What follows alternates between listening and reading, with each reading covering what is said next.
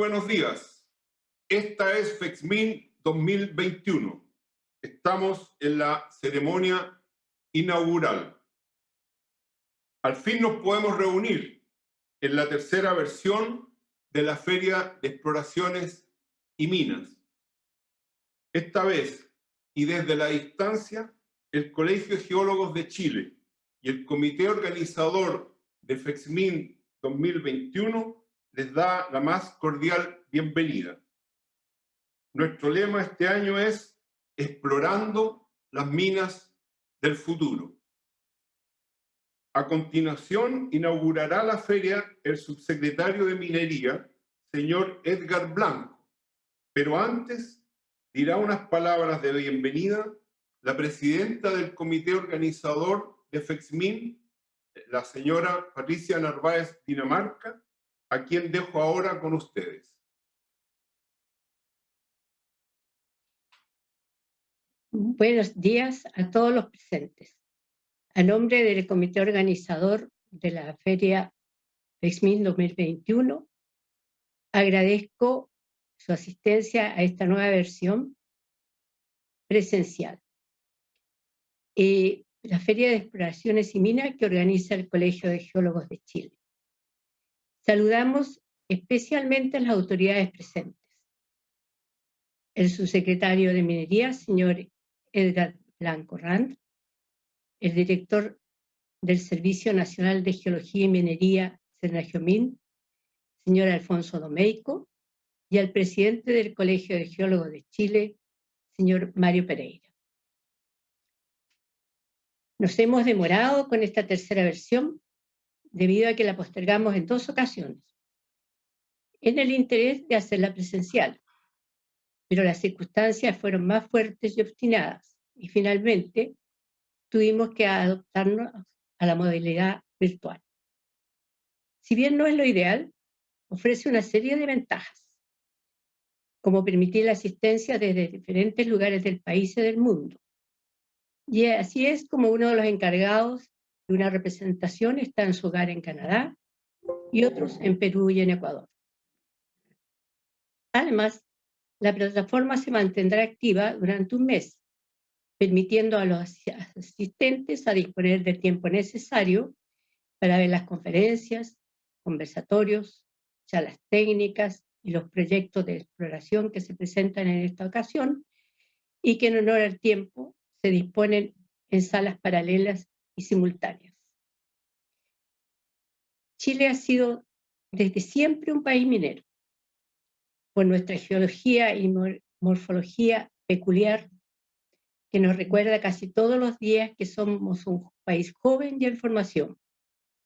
Cada temblor, cada terremoto, cada erupción volcánica proyecta nuevos yacimientos en tiempos geológicos no muy lejanos. Y por ello, la minería es la más grande e importante actividad productiva de nuestro país, destacándonos a nivel mundial como los mayores productores de cobre y con las mayores reservas de este metal. Pero también somos importantes productores de otros metales: oro, molibdeno, plata, hierro, litio, además de salitre natural. A veces estos exitosos logros nos hacen olvidar que para que exista minería tiene que haber primero un yacimiento. Y este especial reservorio de una acumulación inusual y extraordinaria de minerales factibles de ser explotados económicamente debe ser descubierto primero, lo cual no es nada fácil. De allí la importancia de la exploración que permite que el país cuente con estas valiosas fuentes de riqueza. La exploración tiene una doble tarea: encontrar nuevos yacimientos que reemplacen los recursos ya explotados, puesto que los recursos son finitos, no son eternos, y además encontrar yacimientos de otros minerales, como fue el caso del descubrimiento de yacimientos de tierras raras que permiten hacer crecer la actividad minera y por sobre todo diversificarla. Sabemos que es una actividad de alto riesgo, que requiere no solo de conocimientos científicos, técnicos especializados, sino también de un empuje permanente por parte del explorador y a la vez mucha fe y mucho optimismo en que se logrará el objetivo. La exploración es cara y demorosa, y sin capital para avanzar en las diferentes etapas que lleva a cada proyecto, su avance se limita más, sin considerar los nuevos obstáculos que representan no la legislación ambiental, que es imprescindible, sino el desconocimiento ciudadano común que tienen los chilenos sobre lo que significa explorar. Y este desconocimiento, que mal informado e interpretado, aumenta las dificultades que se ponen a esta actividad. La exploración en todo país minero debería ser permanente y fuerte. Sin embargo, es cíclica. Se fortalece y crece cuando los precios de los metales están altos y decae cuando estos bajan. Cuando los precios de los metales están bajos, cuando debería ser al revés. Y aprovechar que en esos periodos de bajos precios de metales, los costos de los servicios son menores y existe la oportunidad de opcionar y negociar proyectos a menor valor. En Chile tuvimos un ciclo exploratorio importante entre los años 2006 al 2014, para luego tener una gran disminución de la actividad, coincidente con los de los otros países mineros vecinos de Sudamérica. Esta situación deprimida nos dio la idea de visualizar la necesidad de emprender esta feria para promover los proyectos de exploración que habían quedado detenidos y sin el empuje de capital para seguir avanzando. Especialmente los proyectos cuyo objetivo son la búsqueda de yacimientos medianos. Pudimos así, en estos años, desde el año 2017, dar la oportunidad a numerosos e importantes proyectos de exploración y con ello abrir posibilidades a los exploradores, a los mineros e inversionistas de encontrarse en este encuentro de FEXMIN y seguir avanzando con esta importante actividad. Los yacimientos más importantes en Chile se ubican en franjas metalogénicas de diferentes edades que siguen entregando nuevos blancos de exploración y depósitos de gran interés. Como han sido los hallazgos recientes, por nombrar algunos, Marimaca, Alturas, Fénix, Chupete, etc.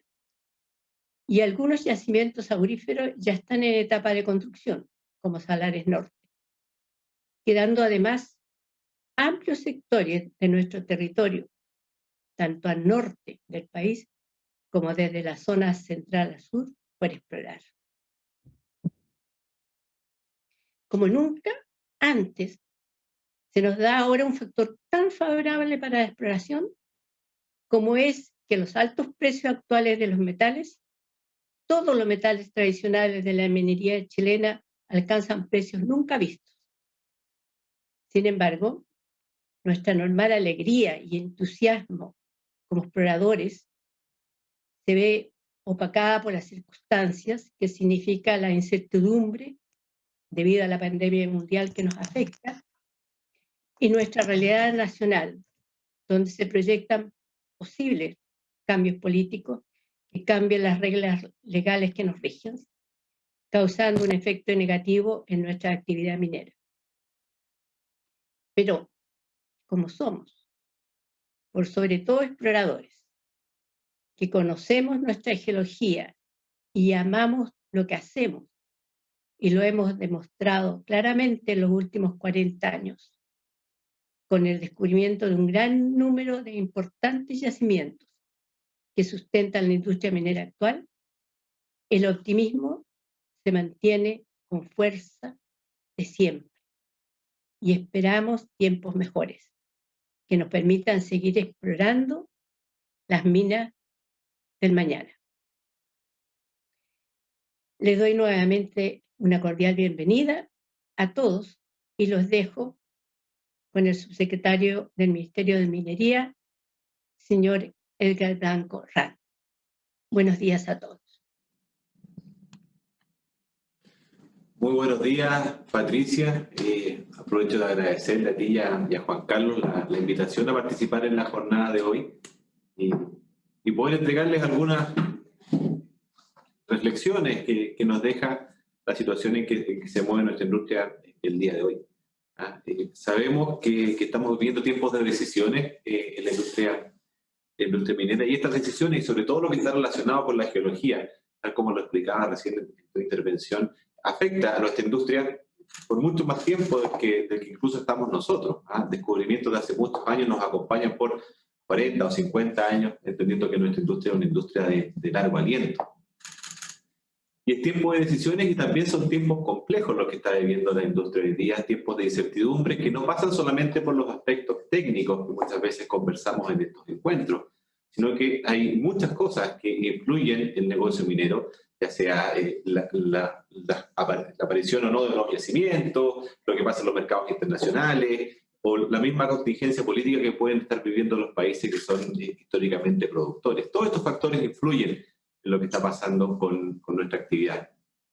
Y por eso es importante que no solamente tomemos conciencia de lo que está ocurriendo, sino que también tomemos acción sobre lo que está pasando. Nosotros somos actores clave en la industria, y sobre todo aquellos colegios profesionales que están constantemente aportando a la discusión, que también tomen una posición con respecto a lo que está pasando y levanten las alertas que sean necesarias para poder cuidar a la principal industria de nuestro país, y que se basa en la geología para poder proyectar este crecimiento durante los próximos años. Todos los que estamos aquí en FEXMIN hoy día compartimos este pensamiento de querer encontrar nuevos yacimientos. Por eso me hace mucho sentido la forma o el nombre que se le pone a la feria hoy día, Descubriendo los Yacimientos del Futuro. Porque queremos aumentar reservas, queremos permitir que nuestra industria siga posicionada en los lugares que ha estado, que seamos un país referente en minería a nivel mundial, y eso se basa en los descubrimientos. Es por eso que hemos mantenido una posición importante en las elecciones de inversión en exploración como continente, ¿no es cierto? Y además nosotros como el cuarto país a nivel mundial en inversión de exploración durante el año pasado. Y es en esto donde todos tenemos que confluir para poder llevar adelante, ¿no es cierto?, este desafío que hoy día posiciona la minería como uno de los ejes que va a combatir el cambio climático, por ejemplo. La revolución de la electromovilidad, la revolución de las energías renovables no convencionales se basan en la utilización intensiva de minerales, y queremos que esos minerales salgan de nuestro país, salgan de nuestro suelo, y salgan no solamente ahora con los yacimientos que existen, sino que tengamos sostenibilidad para tener yacimientos de aquí en adelante que puedan resolver esta demanda. Para eso, Senageomin también ha tenido un rol importante, no hoy día, sino que desde hace muchos años, aumentando la capacidad, aumentando la generación de conocimiento geológico, poniéndolo a disposición de todos aquellos quienes quieran usarlo. Mapas se han venido confeccionando hace mucho tiempo, hemos aumentado en un 50, 60% la cantidad de información que tenemos, sobre todo en las regiones del norte, donde históricamente hay más minería, pero nos estamos ampliando hacia el resto, y tenemos presupuestos todos los años para poder hacerlo. Y sabemos que esta información es importante y es fundamental al inicio de los proyectos de exploración para poder marcar la diferencia. Eso nos hace un país minero por excelencia, y espero que nos siga poniendo por delante del resto de los países que están haciendo lo mismo.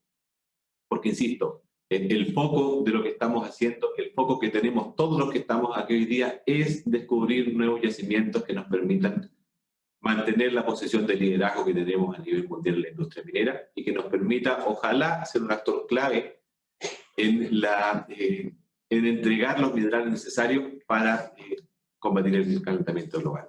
Es algo que hemos conversado, que se ha planteado en la política nacional minera que venimos trabajando hace un par de años, ¿no es cierto? Y que es el pensamiento que todos los actores que se relacionan de manera directa o indirecta con nuestra actividad piensan de la minería para el futuro. Por eso es que todos los que estamos aquí no solamente tenemos que asistir, sino que hacernos responsables y actuar para que esto suceda. Todos tenemos responsabilidades distintas. las empresas productoras, las empresas que hacen la investigación, la geología o la exploración, el Estado, todos somos actores claves para que este objetivo se pueda lograr. Y instancias como esta nos permiten ponernos a conversar, ver cuáles son las expectativas, ver cuáles son los desafíos que tiene nuestra industria y ponernos sobre todo a trabajar para que ello se resuelva. Los invito a poder tener un FEXMIN productivo que nos permita no solamente escuchar las exposiciones interesantes que se van a hacer, sino que también generar las redes de contacto que nos permitan mantener una conversación en el largo plazo y ojalá que estas también lleguen a un buen puerto y se transformen en negocios y yacimientos que podamos explotar durante los próximos años. Muchísimas gracias por la invitación a participar hoy día y que tengan una muy buena jornada. Buenos días. Me toca presentar a don Juan Carlos Guajardo la conferencia de él, Tendencia de la minería y la exploración en el mundo de Chile. Don Juan Carlos Guajardo es doctor en Economía Internacional y Desarrollo Complutense en la Universidad Complutense de Madrid, España. Es director ejecutivo de Plus Mining. Dejo con ustedes a don Juan Carlos Guajardo.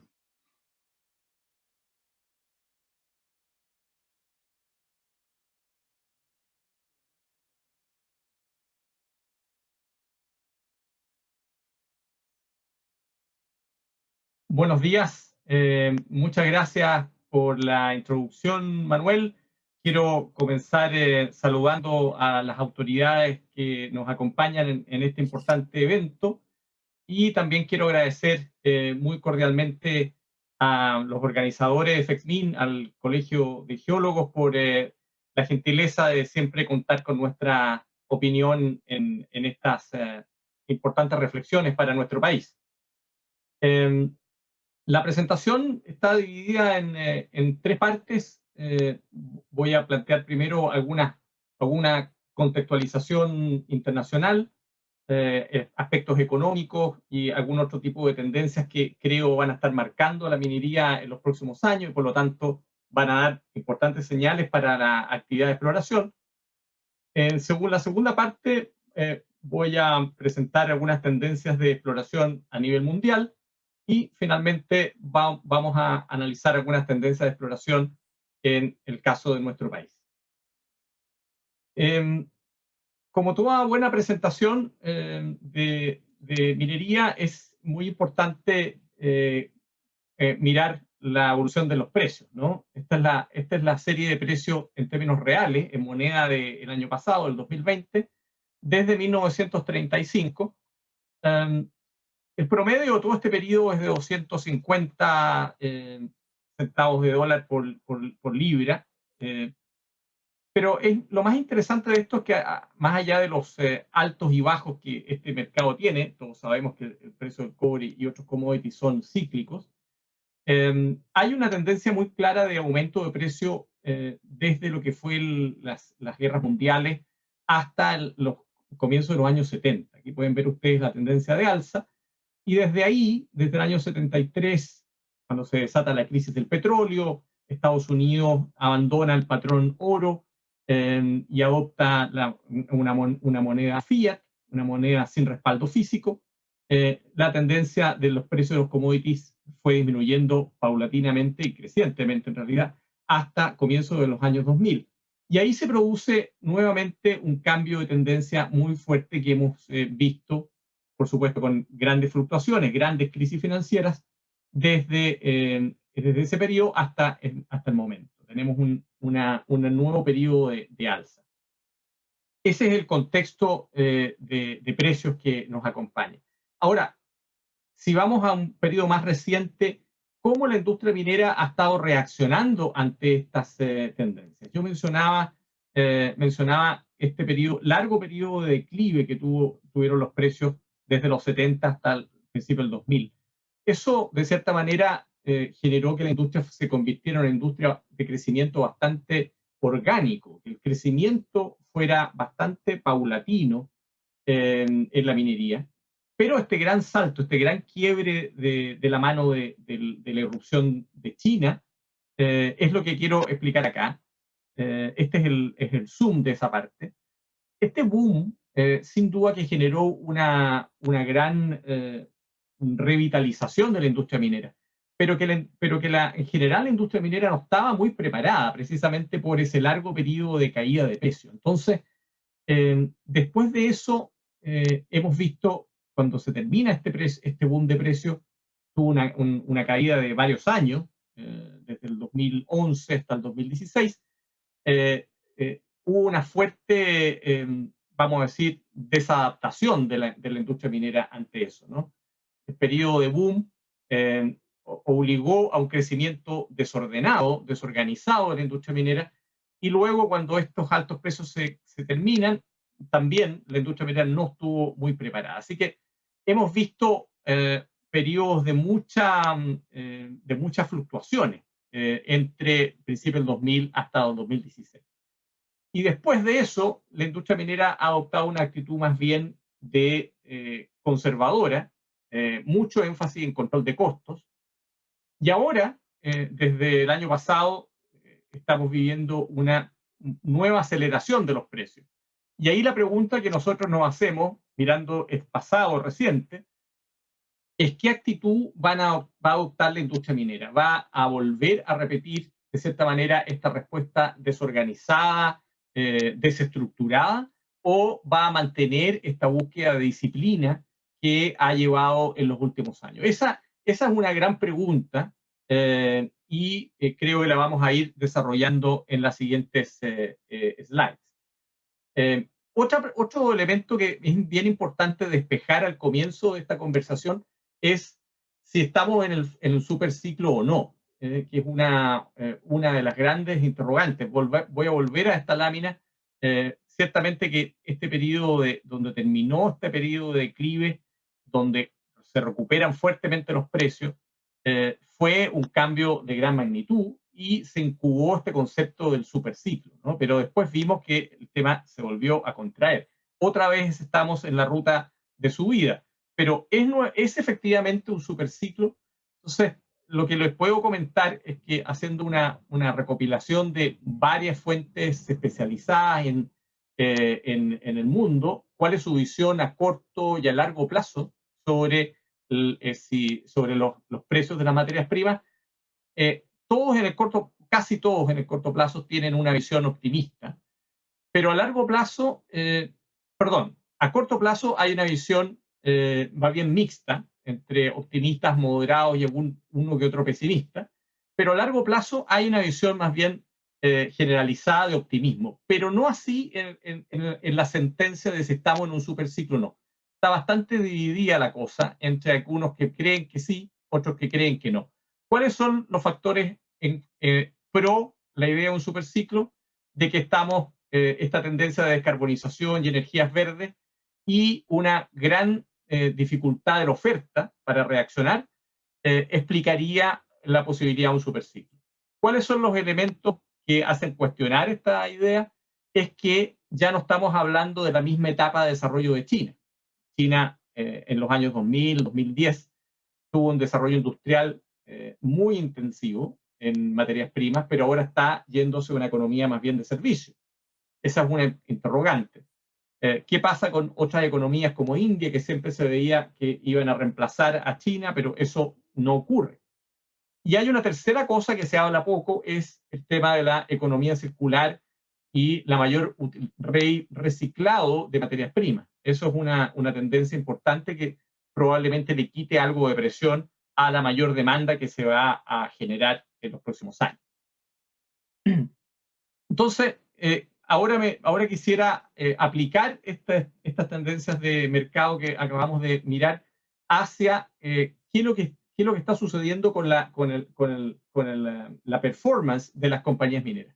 Nosotros hacemos un monitoreo de las 15 mayores compañías mineras de cobre y que también son grandes productores de otros minerales. También producen el 60% del fierro a nivel mundial, 20% del aluminio, 30% del níquel, 15% del zinc.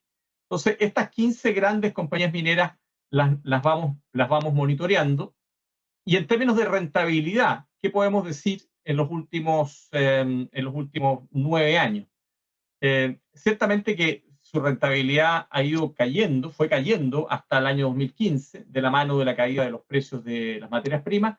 Luego se recuperaron de la mano de esta mayor disciplina que les mencionaba, mayor control de costos, etcétera. Pero hasta por lo menos la última parte del 2020 todavía tenían una tendencia de caída nuevamente de su rentabilidad. Ciertamente que con los aumentos de precio que estamos observando ahora va a haber nuevamente una recuperación. Pero ojo, que no todo es coser y cantar en la rentabilidad de las compañías mineras. Otra cuestión muy importante de estas grandes compañías es su nivel de inversión en nuevos proyectos, inversión en capital.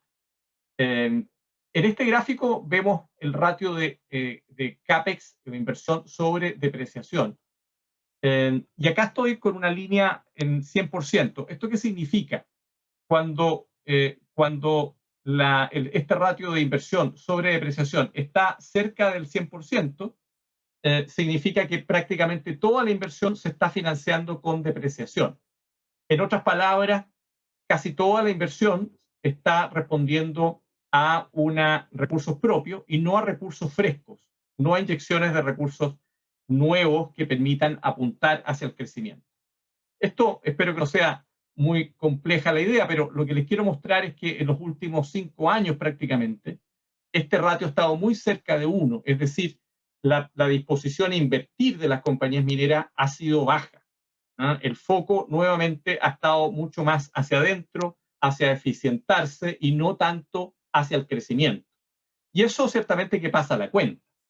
Ahora que los precios van hacia arriba, la pregunta del crecimiento va a empezar a surgir con mucha fuerza. Y yo me pregunto, con todo lo que le he dicho hasta acá, ¿qué tan preparada está la industria minera para responder a esa necesidad de crecimiento? Dejo ahí picando la pelota.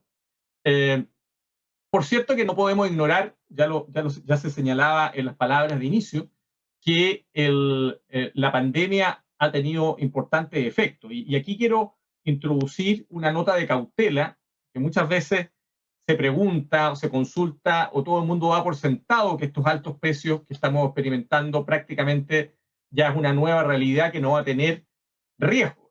Bueno, yo veo algunos riesgos que creo que es importante que los comentemos.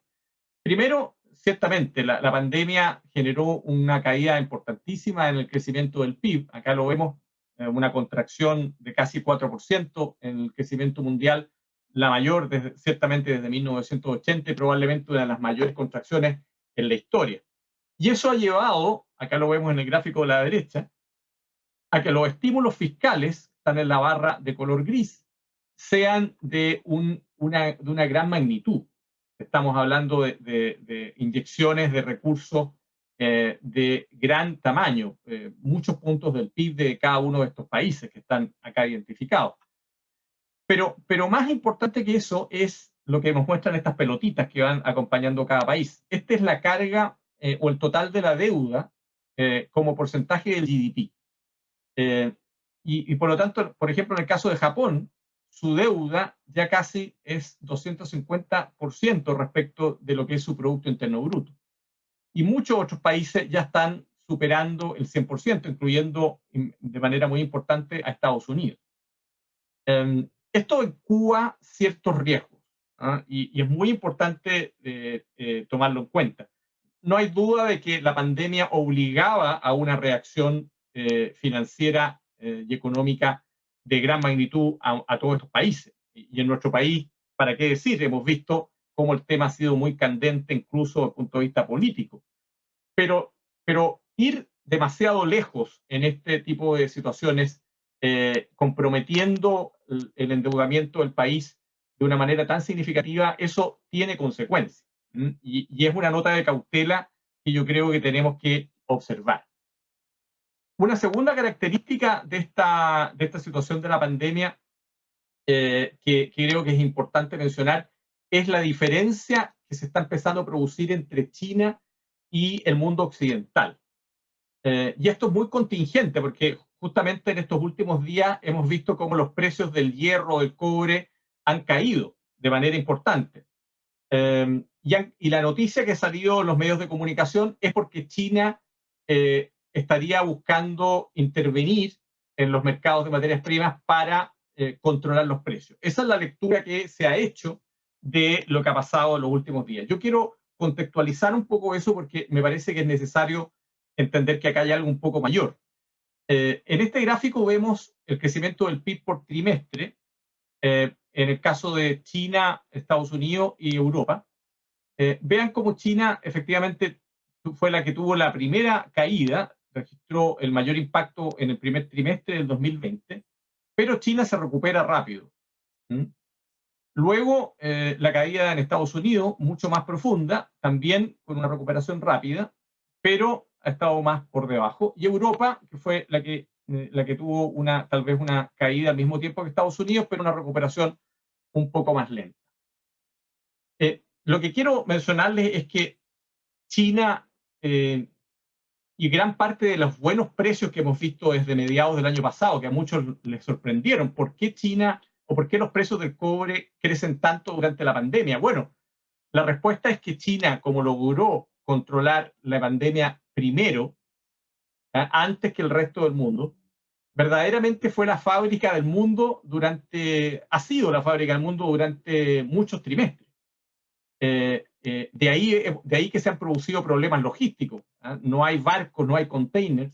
Bueno, porque China está concentrando o ha concentrado mucho de esa capacidad de manufactura. Entonces, como China ha sido un consumidor tan intensivo de materias primas, se produce un impacto muy fuerte en los precios del cobre, del hierro, etc.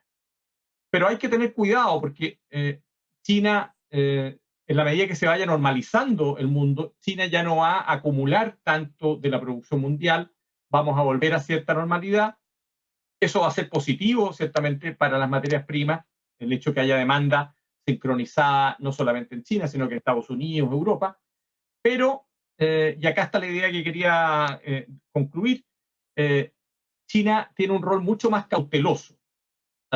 China está mandando señales de que estima que estas políticas de estímulos fiscales y monetarios que están aplicando los países occidentales son demasiado grandes.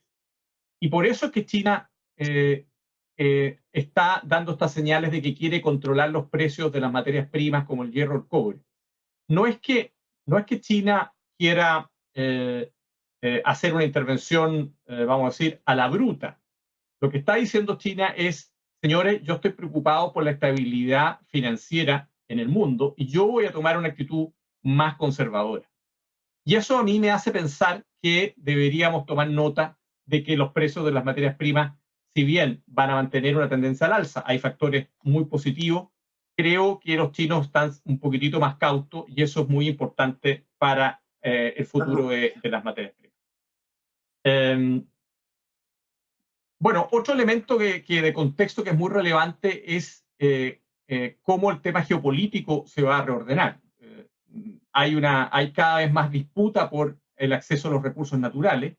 Acá este mapa muestra de cierta manera cómo se están produciendo alianzas entre Rusia, China, cómo Europa está jugando un rol más bien doble de alianza con los chinos, pero también con Estados Unidos. Es decir, hay un reacomodo de fuerzas geopolíticas y creo que después de la pandemia vamos a tener un mundo bastante más multipolar, más que un mundo guiado por la fuerza predominante de Estados Unidos. Otro elemento, y acá voy a introducir una cuestión que, por cierto, lo mencionaba el subsecretario, el tema de las energías limpias, la descarbonización y cómo las materias primas como el cobre van a jugar un rol importante. Pero yo quiero, antes de entrar a ese tema específico, quiero mostrarles, estos son los precios desde 1780, los precios de materias primas, y cómo esto se relaciona con las diferentes, vamos a decir, revoluciones tecnológicas que ha habido en el mundo.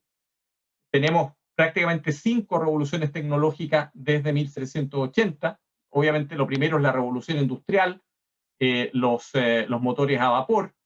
luego todo el tema de la revolución del acero, el transporte vía ferrocarril, luego la electrificación, después la industria petroquímica y la industria automotriz, y ahora estamos desde hace algún tiempo en el tema de la digitalización, la era de la información, más la revolución industrial de China, que ha despegado desde comienzos de este siglo. Pero lo interesante de este análisis es que en cada una de estas revoluciones tecnológicas, como pueden ver acá, esta es la primera, esta es la segunda, en todas ellas hay una primera fase de aceleración de precios de commodity y luego hay una caída. Eso lo vemos acá en la primera revolución tecnológica, en esta segunda también ocurrió la tercera, en la cuarta y está ocurriendo en la quinta. Esto también es muy relevante para aquellos que creen que los commodities no tienen fluctuaciones. Sí tienen fluctuaciones y estas se tienen que entender en contextos tanto de ciclos más cortos, pero también de ciclos largos. Da la sensación de que todavía estamos en la fase de aceleración de esta primera fase, de esta quinta revolución tecnológica que nos va a acompañar por algún tiempo, afortunadamente para países como el nuestro, pero no olvidemos, la historia nos está diciendo que en algún momento, en algunas décadas más, vamos a tener una tendencia a la baja en esta era de la información y la digitalización. Pero llegamos ciertamente a uno de los grandes motores de las demandas de materias primas, que es esta descarbonización. Esta es una gran megatendencia, no hay duda. Uno de los aspectos que más se conoce sobre esto es el de los vehículos eléctricos, pero no es el único. Las energías limpias, por ejemplo, ya hay, y yo diría que gran parte de la mayor demanda que estamos teniendo del cobre se ha producido por el despegue de la energía solar y la energía eólica. Eso ya está ocurriendo. Lo que viene ahora es más bien la electromovilidad. Y acá hay un dato interesante que muestra cuánto va a aumentar la demanda de algunos commodities, algunos metales, por el efecto de la electromovilidad, de los vehículos eléctricos. Bueno, el cobre efectivamente va a aumentar 10 veces su demanda por este concepto, pero hay otros minerales y metales que sí van a aumentar más incluso que el cobre, y otros un poquito menos. Por lo tanto, tengamos en cuenta eso, ¿no? Esto va a ser muy importante. Vamos a entrar a esta fase, estamos ya probablemente en el despegue. Y aquí, como se ha dicho, hay que sacar pecho como mineros y decirle al mundo que gracias a estos minerales esta revolución va a ser posible. No nos olvidemos de ese elemento. Pero esto también tiene muchas implicancias económicas y geopolíticas, porque ciertamente que del costo total de un vehículo, el peso de estas materias primas va a ser mucho mayor que el de los vehículos actuales. Si ponemos el porcentaje de cuánto pesan estos minerales y metales en un auto convencional actual, bueno, ese porcentaje es probablemente minoritario en el valor total de ese vehículo. Pero cuando hablamos de un vehículo eléctrico, el peso, el porcentaje de valor que explican estos commodities es mucho más alto. Y eso cambia la geopolítica, eso cambia los negocios. Primero, la geopolítica. Vean cómo acá tenemos algunos casos de grandes potencias que están cambiando sus políticas hacia los recursos minerales. Hay muchas iniciativas de Estados Unidos, de China, de la Unión Europea, Japón, para posicionarse en el acceso a las materias primas. Eso no se nos puede olvidar. Estamos en una discusión constitucional en Chile. No he escuchado mucho de este tema en nuestros distinguidos políticos. ¿Cuál va a ser el rol, cómo Chile se va a posicionar en esta carrera? Voy a dar un ejemplo, el caso del níquel. En el caso del níquel, actualmente el 5% de los usos del níquel se explican por las baterías. Solo el 5%. La mayoría se usa todavía en la industria del acero.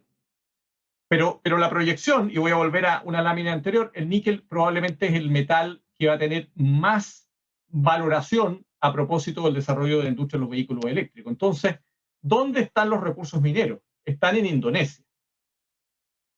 Después en Filipinas, en Rusia, Nueva Caledonia, Australia. Esto es producción.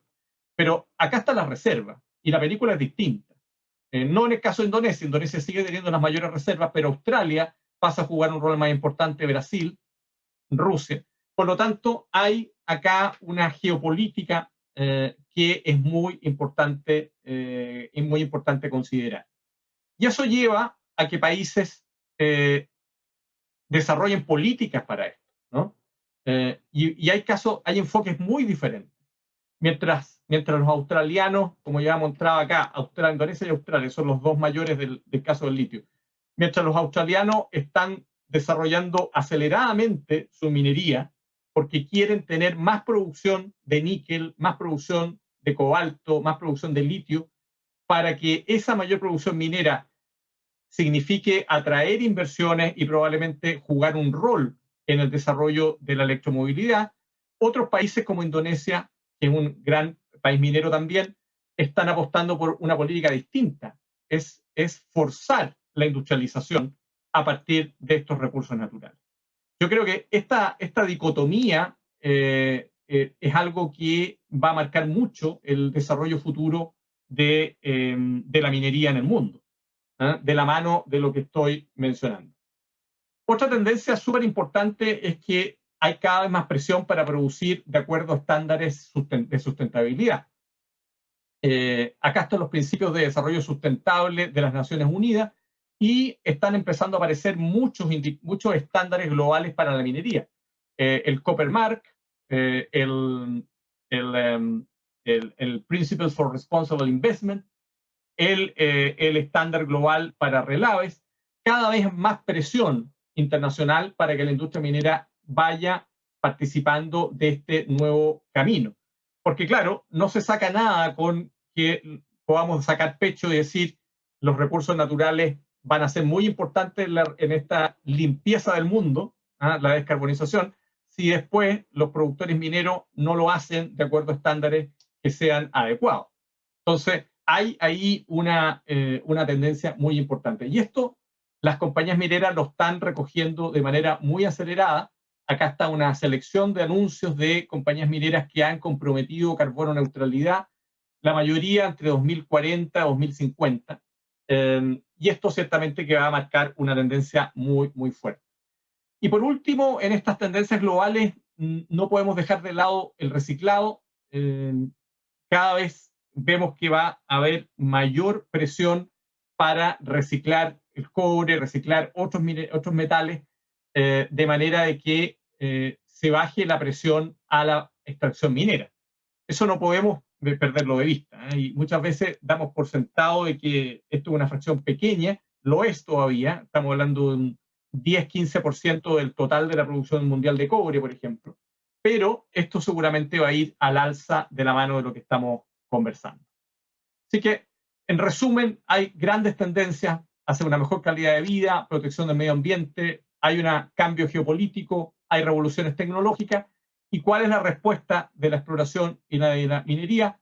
Debe ser mayor eficiencia, mayor vínculo con comunidades, aceleración en la búsqueda de quiebres tecnológicos para la producción y mayores estándares de ambiente social y de gobernanza.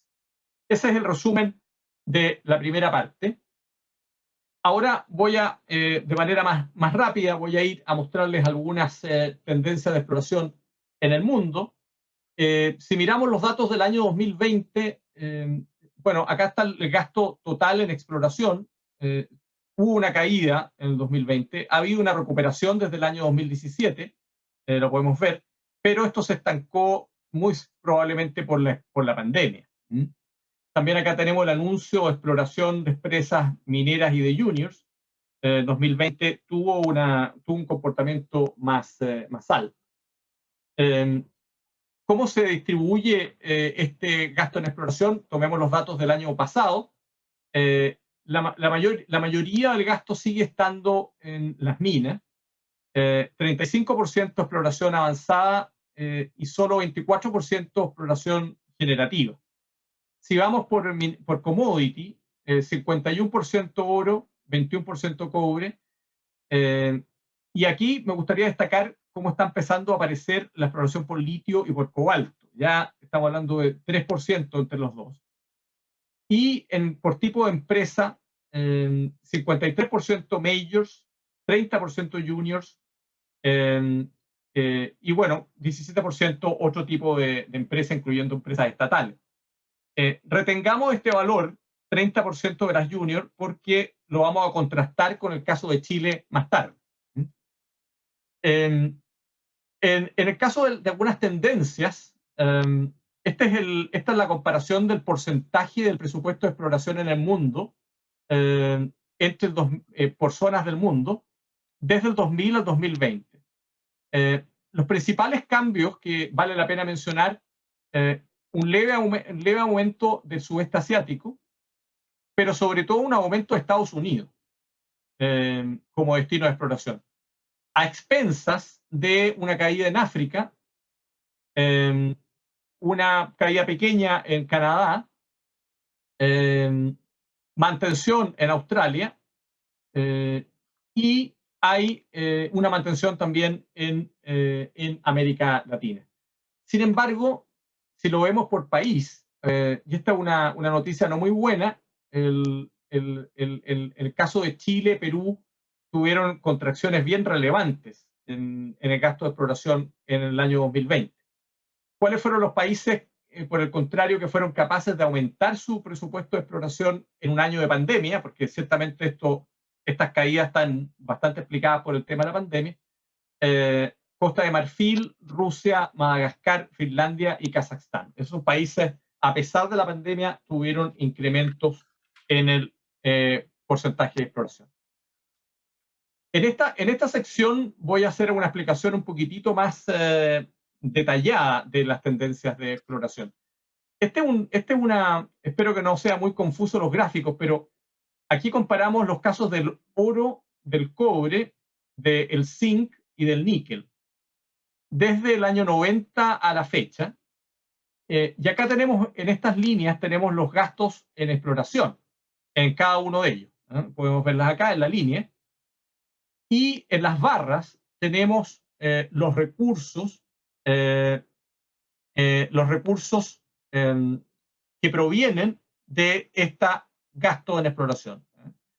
Y lo que podemos ver muy claramente es que hay una desconexión entre el mayor gasto y la cantidad de recursos que están allegándose al inventario mundial.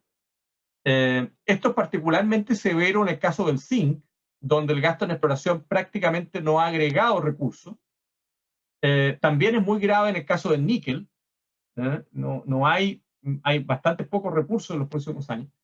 El cobre también tiene esta tendencia, pero tal vez en una menor intensidad, pero sí también es grave en el caso del oro.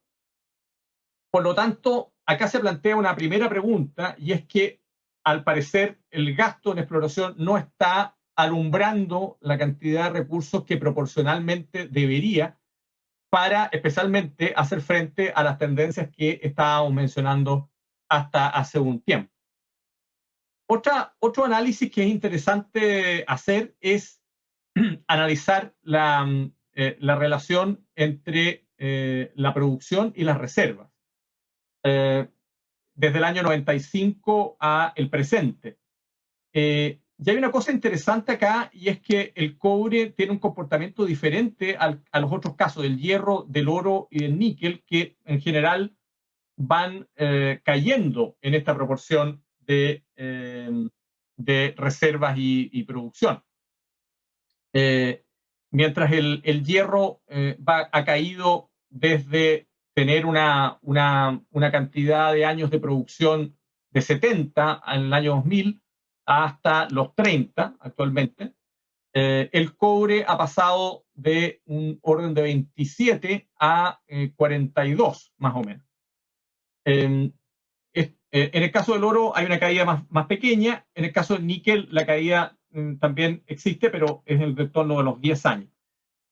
Ahora, ¿qué está detrás de esto? Esto es una reflexión muy interesante porque más que haber un aumento de reservas que explique el aumento de la cantidad de años de recursos para el cobre, lo que se aprecia es que el cobre no ha logrado aumentar su producción como lo han hecho otros minerales. El hierro, aquí pueden ver ustedes cómo ha aumentado fuertemente. El oro tal vez no tanto, pero ha tenido un cierto aumento. El níquel sí ha tenido un aumento muy fuerte. Por lo tanto, el hecho de que se haya disminuido la cantidad de años disponibles de recursos en estos casos, más bien se explica por los aumentos de producción, que en el caso del cobre parecen haber sido más acotados que en otros minerales.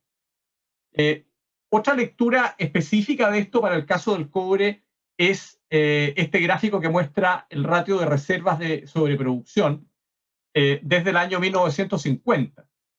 Y en este caso vemos cómo también ha habido ciclos muy interesantes, un aumento del ratio de reservas sobre producción hasta mediados de los 70, luego una caída muy pronunciada hasta comienzos del 2000, y luego un periodo de recuperación.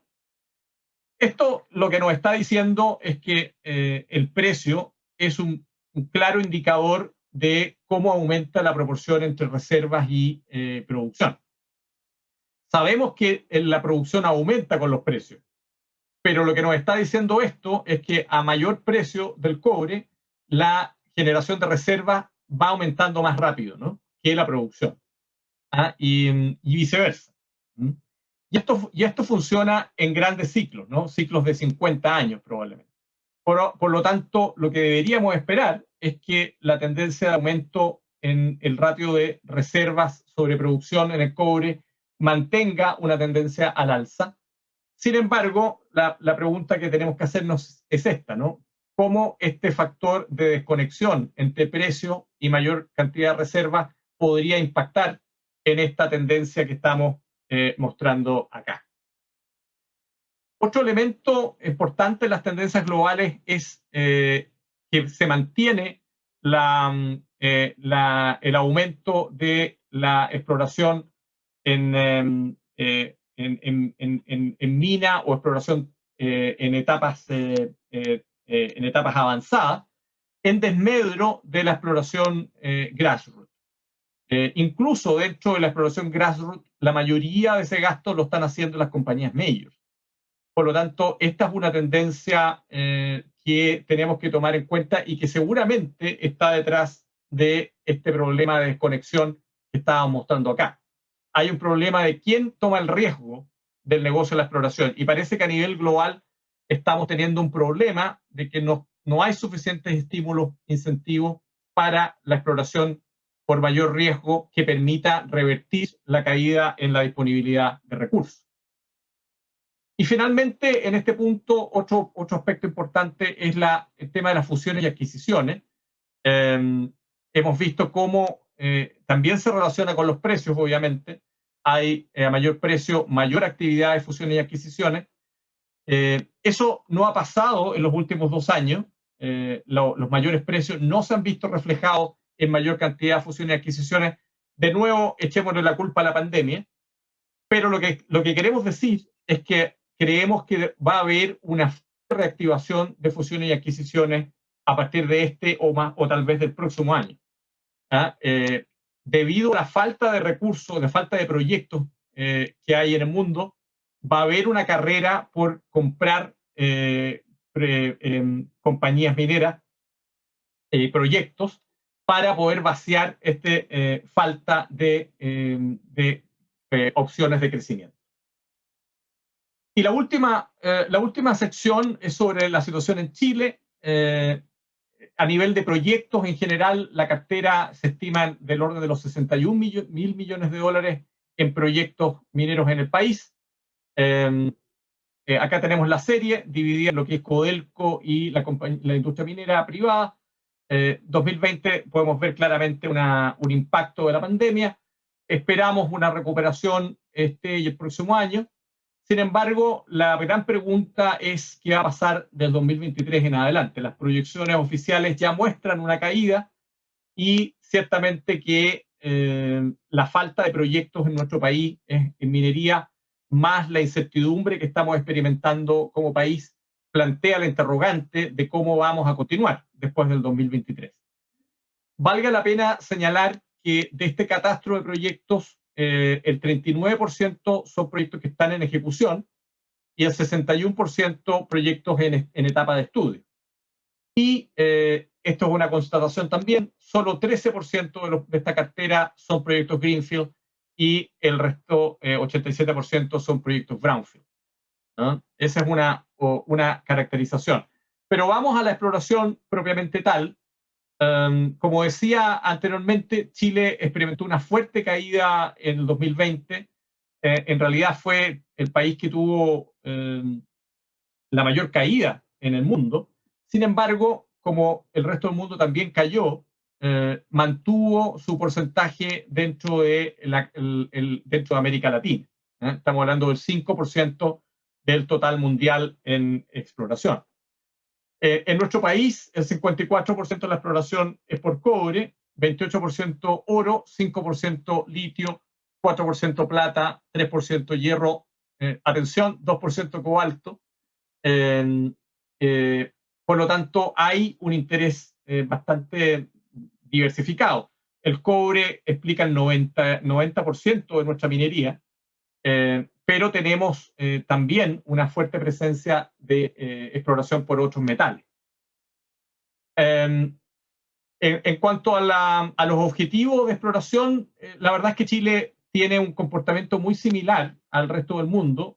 Acá vemos cómo ha ido aumentando la proporción de exploración en mina, pasó de 26% a 45% entre 2006 y 2020, y la exploración generativa cayó del 44 al 33%. O sea, esto es una tendencia en la cual seguimos al mundo. Donde tenemos una anomalía es en la presencia de las empresas junior. Como les decía, en el mundo 30% más o menos de la exploración es hecha por compañías junior. En nuestro país ese porcentaje es muy pequeño, menos del 10%. Ahí tenemos una desviación respecto de cómo se hace la exploración en el mundo. Y bueno, ciertamente que me gustaría hacer un pequeño comentario sobre el debate que está instalado en nuestro país, cómo viene el futuro, cómo vamos a abordar en la discusión constitucional. Nosotros tenemos un régimen de concesión minera que tiene importantes fortalezas, sin duda, genera gran estabilidad, tiene simplicidad y estandarización, hay factores de transparencia y de previsibilidad. Esos son ciertamente fortalezas, pero también hay algunos problemas, ¿no? Se favorece un uso no tan efectivo de estos derechos, y también se genera algún tema de especulación que distorsiona la utilización de estos recursos, de estas concesiones que son valiosas para un país minero como el nuestro. Ahí me gustaría simplemente hacer un par de comentarios o sugerencias que las dejo planteadas para el debate. Creo que se podría pensar en concesiones de mayor duración, pero sin prórroga, y eventualmente, ¿por qué no? Ya que hemos visto que los ciclos de exploración van muy ligados a los precios de los commodities, ¿por qué no considerar que las concesiones tengan una vinculación a los ciclos de precio? Porque, claro, no sacamos nada con dar un tiempo fijo si justamente estamos en un periodo de bajos precios. Ahí no va a pasar nada. Entonces, tomemos en cuenta que las concesiones tienen que o van a ser trabajadas con mayor facilidad, tomando en cuenta los ciclos de precio. Y también creo que es importante que las concesiones tengan alguna determinación objetiva de actividad, no subjetiva ni discrecional, pero sí algún tema objetivo que permita evaluar cuando una concesión está siendo efectivamente utilizada. Entonces, para ir redondeando, creo que en el caso de Chile tenemos aspectos muy positivos, tenemos una industria madura y profesional, estamos con una problemática en materia de ambiente para la inversión y estabilidad jurídica, una incertidumbre más bien. Potencial geológico, creo que no hay duda que sigue siendo muy favorable, y tenemos una infraestructura muy, muy positiva. ¿Cuáles son los elementos que están generando algún ruido? Creo que el tema de la dificultad de los nuevos actores, de los newcomers, es algo que nos pesa. El tema regulatorio es muy kafkiano. Hay una gran complejidad en todo lo que tiene que ver con permisos para realizar minería en nuestro país. Ciertamente hay tendencias de mayor profundización y menores leyes en nuestro país, mayores costos, hay una presión de costos y también hay una competencia de otros distritos mineros. Aunque parezca extraño, pero hay grandes yacimientos que se están abriendo en África, en Centro Europa, Centro Asia. Eso es algo que hay que tomar en consideración. Así que eso es mi presentación. Les agradezco muchísimo la oportunidad. Espero que haya sido interesante para todos ustedes y, como siempre, un placer haber contribuido a esta importante actividad. Bueno, agradecemos mucho a Juan Carlos por esa interesante presentación que nos hizo con relación a todo lo que es la tendencia de la minería y la exploración en el mundo y en Chile. Ha sido un gran aporte tu charla, te lo agradecemos mucho y agradecemos mucho tu participación en la parte inaugurativa del FEXMIN. Muchas gracias. Juan Carlos, lamentablemente esto de las versiones virtuales impide los aplausos, ¿ah? Pero si yo pudiera, estaría aplaudiendo. Como siempre, claro, al callo y mostrando cifras que son valiosísimas como para que nos enfoquemos realmente en lo que significa nuestro futuro en minería y sobre todo en lo que a nosotros nos atañe, en la exploración. Así que muchas gracias, Juan Carlos. Un placer, muchas gracias, Patricia.